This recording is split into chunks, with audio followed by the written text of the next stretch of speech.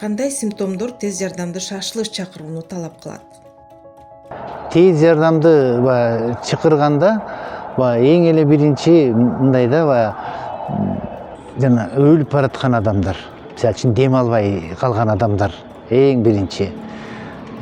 Анан жанагы жол кырсыгына кабылган адамдар. Анан кичинекей балдар 3 жаш 5 жашка чейинкилер жана температура болуп ооруганда алар калтырап судорог болот, ошолор. Анан калгандары эми боюнча эле кете берет. Кандай учурларда терапевттин кабыл алуусун күтсө болот? Мисалы азыр үйүндө отуруп алып эле температура болуп атса деле, азыр мисалы билесиздер сасык туман убагы. Температура болуп атса эле тез жардам чакыра беришет. Мисалы үчүн чоңоюп эле калган адам бул поликлиникага барыш керек. Кооптуу шарттарды, мисалы баш ооруну инсульттан кантип айырмаласа болот? Эми аны баягы доктор болуп, медик болбогондон кийин жөнөкөй адамдар көп биле алышпайт.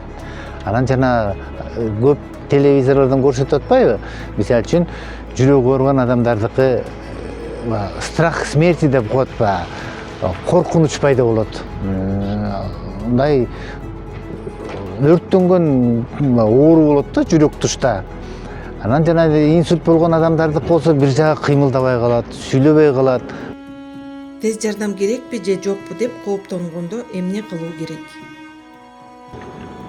Эгерде баягы скородо тез жардамды чакырып алып, анан оорулуу өзүнө келип калса, мисалы үчүн сүйлөп баштаса, анда тез жардамга кайра телефон чалып, врачтан консультация сураса болот.